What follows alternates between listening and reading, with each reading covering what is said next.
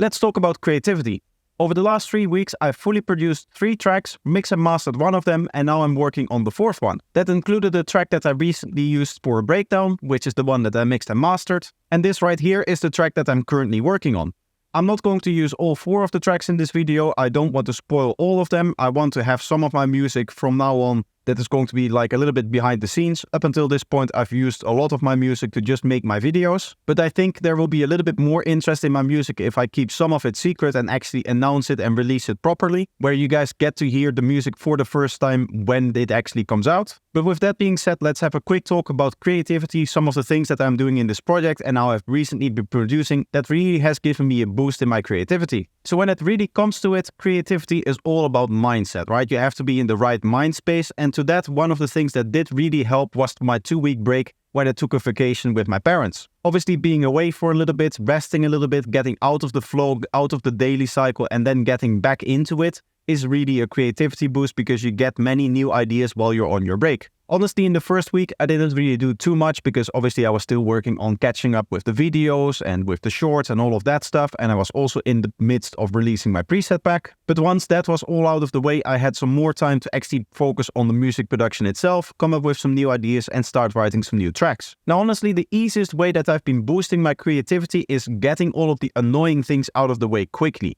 So when it comes to annoying things, what I really refer to is kick and bass and drums. And I find those annoying because there's not a lot of creative liberty that you can take in actually making them. They all just have to work from a technical standpoint, and that means that there's just certain things that you have to do and certain things that you cannot do. Obviously, when it comes to having a creative outlet, you don't want to have any restrictions in the way that you're working, and you just want to experiment with sound design and see what catches on. I do have some standard things that I'm doing with my sound design, we'll get to that later, but when it comes to sound design itself and actually writing out the sequences, one-shots and effects and all of that kind of stuff, it is really a lot more liberal in the way that you can approach it. You can do a lot more in terms of storytelling, you can do a lot more in terms of just trying different things as I see, seeing what sticks. And also, if you have the kick and the bass and the drums and stuff like this already like laid into the project, it is really easy to, as you can see what I've done here, just lay out a temporary like arrangement for it. And then you can adapt the sound design and all of the things that you're doing to the arrangement that already exists. So for example, in this case, I found some vocals and those really just fitted the track, and I made them in a way, or I like added them in a way that they really fitted the arrangement that already exists. And obviously that is only really possible if you already have an arrangement to put them in. Now, another massive factor is having the system in place that allows you to get things out there easily. What I mean by that is when you're sound designing, you don't necessarily want to spend a whole lot of time on the sound design itself. Let's just quickly have a look at this patch for an example. These are some tones from my Tones Pack Volume 2. As you can see, I can just go in here, choose whatever tone that I want from this massive list of them. There's actually 2048, so I won't be running out of sounds anytime soon. And in this way, what I've done is I've just combined 2 tones into one and then added a few effects, and that's going to be the whole sound.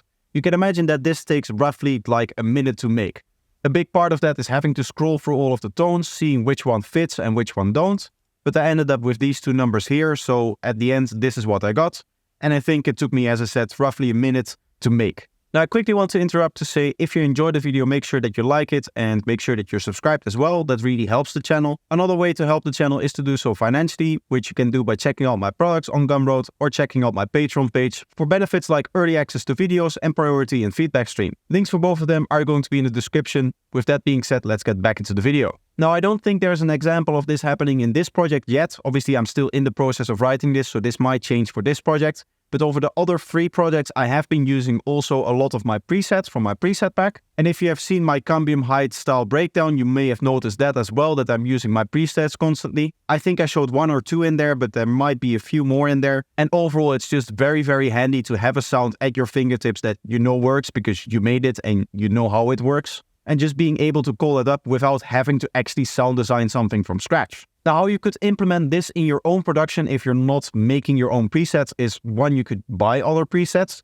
That might not be the best way for you to do it. Maybe you're saying like, I want to have a little bit more self-control. I don't want to rely on other people's presets. I don't want to sound like this guy, or all of the presets that I'm finding aren't really for the style that I'm looking for, something like that. If the presets do work for you, then that's better, obviously. Then it's easier. You don't have to worry about making your own presets. but you could just make your own presets. At the end of the day, when you are writing a track, you're not supposed to really do like massive sound design sessions, at least not in my opinion, because they take away from like your creative energy, your creative battery almost. You can think of creativity almost like the energy that you have throughout the day, in that it is constantly draining. You're constantly using it up. If you're spending a lot of your creativity working on one or two sounds that take a long time to make, and you have to do that over and over and over again to get the sounds that you want for your track, then what is probably better is to create those sounds in kind of like a preset fashion and just use them over and over again in the different productions, kind of slightly tweaking them or just processing them differently, something like that, as opposed to with every production just sitting there and really just hands-on every time sound designing something from scratch. Another plugin that can help with that is Omnisphere. You can see that there's a massive bank of presets here, and these are just the ARPs in here. If I go to all, you will see that the preset bank is much bigger, and you can imagine that with this you'll never really run out of sounds in any way. And to be honest, it is just kind of nice opening up a preset, putting in a couple of notes, and just playing something that just automatically sounds good.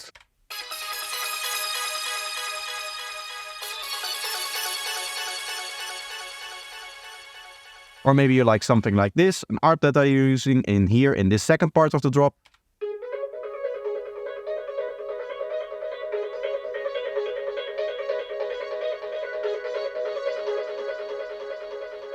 You can imagine that stuff like this, but if you don't have to make it yourself, it can really give you a creative boost if you just have it at your fingertips and you can just import it, play it immediately, and start moving on to the next sound. Another thing that I've been really thinking about is like the purpose of sound design and the purpose of really putting sounds into the track.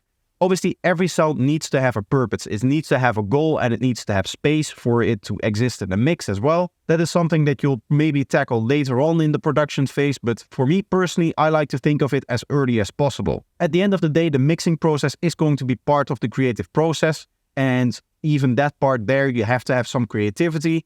And to be honest, the fewer sounds that you have to mix, the easier it gets. So at the end of the day, if you're tweaking sounds that you can barely hear and stuff like that, then it might be better to completely scrap those sounds and to just focus on something that has a little bit more impact. Another way that you can write with a purpose is to establish the theme very early on.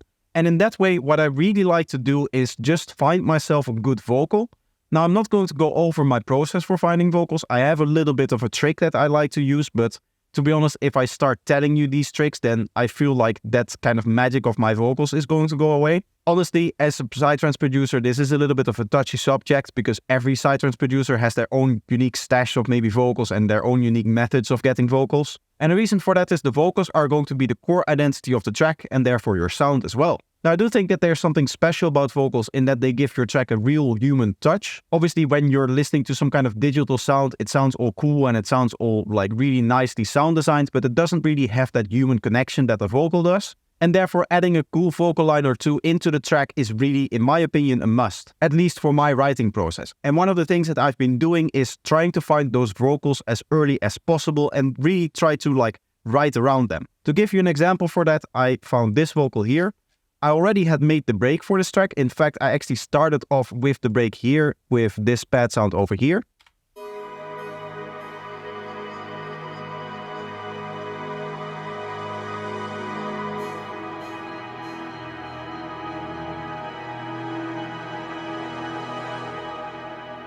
Now you can hear that I'm actually changing the chords here. As you can see, if I open up the MIDI as well, we're playing 4 different chords here. This is not something that I often do, but that did mean that finding a vocal that really fitted that chord structure didn't really work. So what I ended up doing was I found this vocal over here and I decided to just write this whole drop segment around the idea of this vocal. And it ended up also kind of fading into the breakdown that is going to be after this here. This is like a small little fill. I've even marked it as a fill and not really like a breakdown. It's just 8 bars. But you can hear that the vocal that I found is really cool sounding, and I chopped it up a little bit. Obviously, I had to make it work for it to fit the track.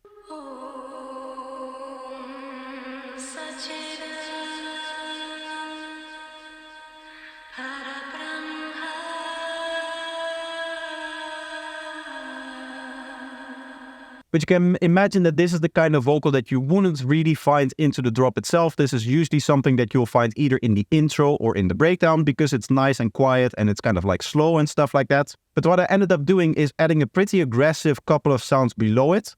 and then just having those like minimally modulated, minimally like changing over time, so that the vocal is actually what is kind of taking the attention from the track, and the sounds are just there to kind of fill up the space below it.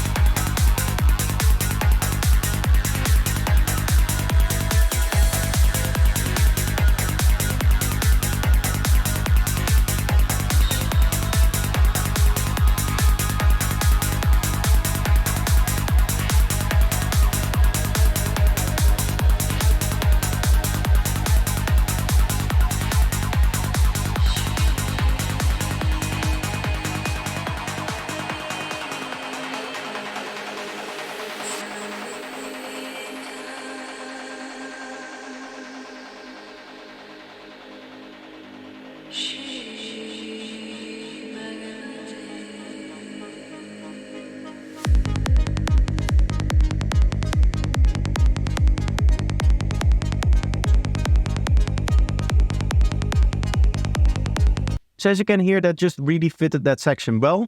And to be honest, when it came to this section, I did really adapt this to the vocal itself. It wasn't originally structured exactly like this. What I really had in mind was for this to be a build-up, and then for this to be like the most high energy part of the track here.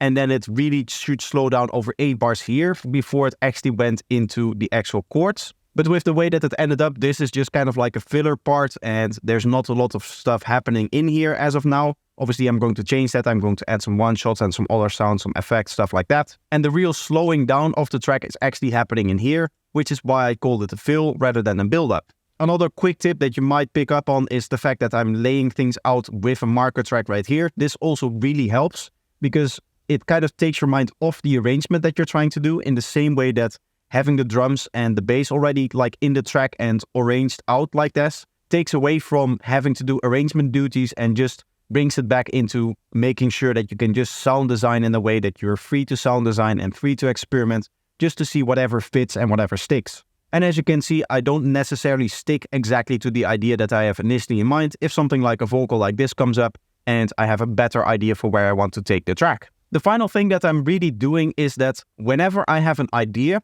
I implement that idea, I then move on. I then want to say, okay, it's finished. This is the idea. One, I check, does it work in the track? Does it not work? If it doesn't work, I delete it.